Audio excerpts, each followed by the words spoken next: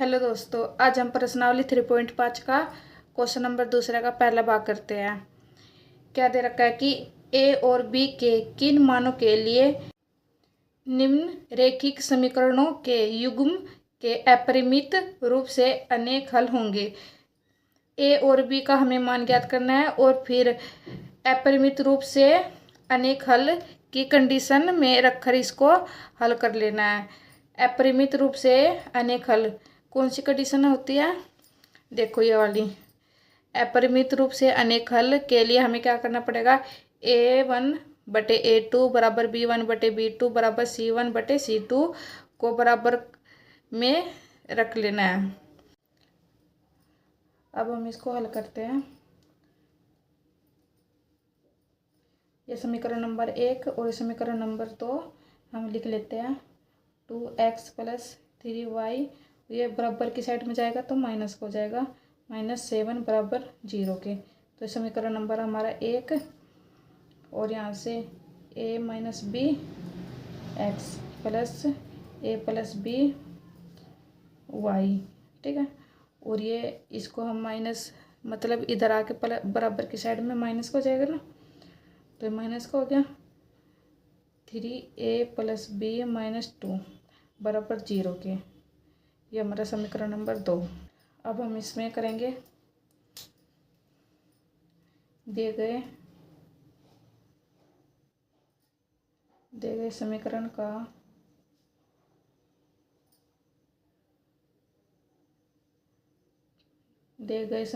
का तुलना रैखिक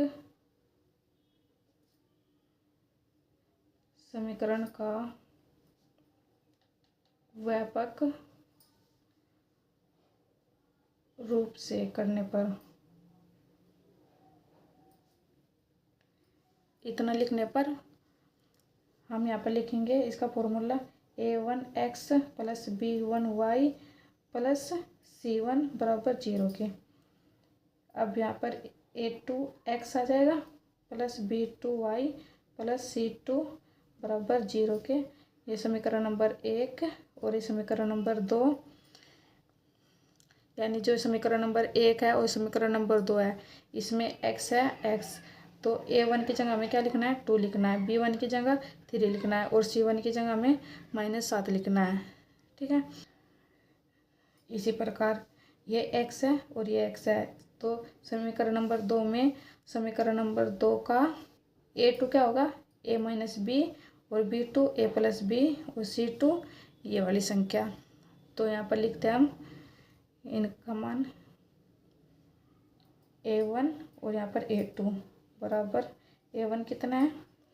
देखो 2 है और A2 कितना है? a - b, इतना लिख लेंगे। और यहाँ पर B1 और B2 C1 C2,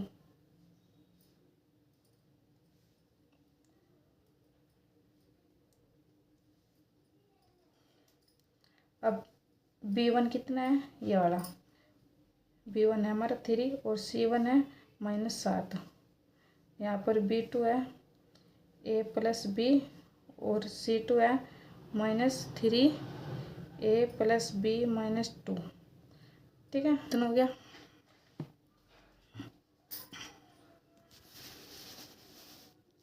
अब हमने क्या किया? A1 A2 B1 B2 C1 C2 का मान लिख लिया। तो हम क्या करेंगे? इसको क्या करना है? क्वेश्चन के अकॉर्डिंग अपरिमित रूप से अनेक हल की कंडीशन में रख के हल कर लेना है। लिखेंगे हम अब अपरिमित रूप से अनेक हल होंगे, जो है A1/A2 बराबर B1/B2 बराबर C1/C2 रख लेना है। अपरिमित रूप से अनेक हल के लिए हमें क्या करना पड़ता है? इन सभी को बराबर रखना पड़ता है। तो A1 हमारा क्या है? 2 और A2 क्या है? a - b, तो हम लिख लेते हैं A1 की जगह 2 और A2 की जगह लिख लेते हैं ए माइनस बी बराबर B1 की जगह 3, यानी B1 का मान 3 है और B2 का A प्लस बी बराबर C1 का -7 और बटे में -3A प्लस बी -2। देखो ये माइनस से माइनस यहाँ पर काट लेते हैं हम। अब इसको आगे सोल्व करते हैं। 2 बटे में A माइनस बी और बराबर 3A प्लस बी। ठीक है, अब इधर की साइड इसको हम इसको इसके बराबर रख लेते हैं। 2A माइनस बी बराबर है 7 3A प्लस बी -2। ठीक है, अब इसको सोल्व करते हैं। इसको क्या करेंगे, आर पार गुना कर लेंगे। इसको भी आर पार गुना करके सवाल करते हैं। तो इसको इससे गुना करेंगे तो कितना आ जाएगा, 2A प्लस है तो प्लस अब 2B आ जाएगा। देखो इसको इससे गुना करेंगे तो क्या आ जाएगा, 2A प्लस 2B। अब इसको इससे करेंगे बराबर की साइड डाल के तो 3A माइनस 3B आ जाएगा। अब इसको भी आर पार गुना करके सोल्व करते हैं। तो 2 को हम इस पूरे से गुना कर देंगे तो कितना आ गया यहाँ पर, 2 3 6A प्लस है तो प्लस 2B माइनस 2 दूनी 4। अब बराबर, अब 7 को इससे करेंगे तो 7A माइनस 7B इतना क्या, तो 2A प्लस 2B। ठीक है, ये चिन्ह बदल जाएगा, प्लस का तो माइनस का 3A या माइनस का तो प्लस का 3B बराबर 0 के। इसी प्रकार इसको कर लेंगे। ये 6A प्लस 2B माइनस 4, ये प्लस का है तो माइनस का हो जाएगा 7A और ये माइनस का है तो प्लस का 7B बराबर 0 के रख लेंगे। अब ये A और A की संख्या को हम प्लस कर लेते हैं। तो ये बड़ी संख्या क्या है, माइनस क्या है और ये प्लस क्या है, तो क्या हो जाएगा, माइनस हो जाएगा। बड़ी संख्या क्या है, 3A, तो क्या हो जाएगा, माइनस का है ना बड़ी संख्या, तो माइनस का A आ जाएगा। अब यहाँ पर 2B प्लस 3B कितना हो गया, 5B हो गए।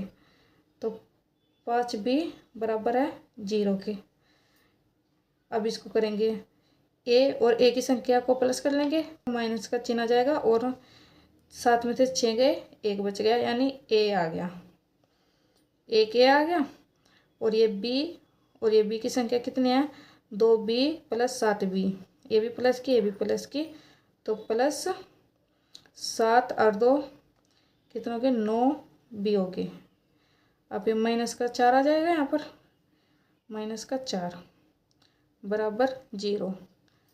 माइनस A बराबर ये प्लस का 5 है तो इधर आके माइनस का बन जाएगा, ये माइनस का 5 भी हो जाएगा, माइनस से माइनस कट जाएगा, यानी A बराबर 5B रह जाएगा यहाँ पर।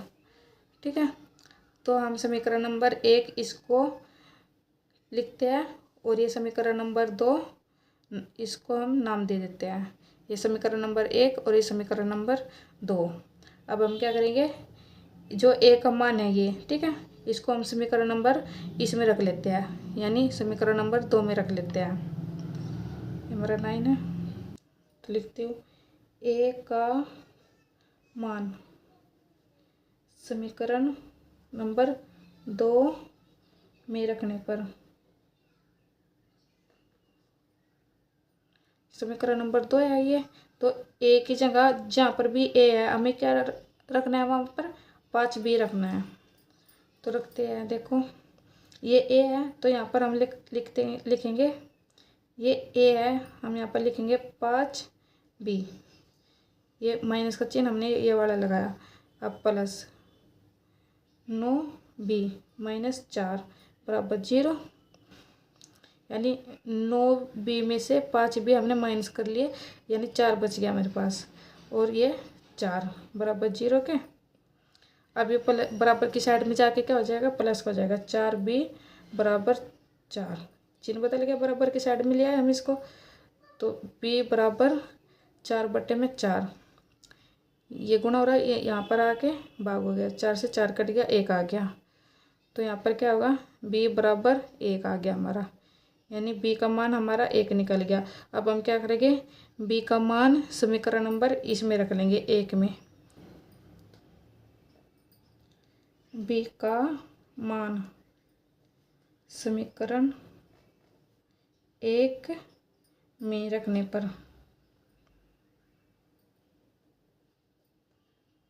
समीकरण नंबर 1 है, तो लिखते हैं यहाँ पर a बराबर 5b। b की जगह हमें क्या करना है, 1 रखना है। a बराबर 5 और b की जगह 1 रख लिया, तो 5 एकम 5, यानी a बराबर 5।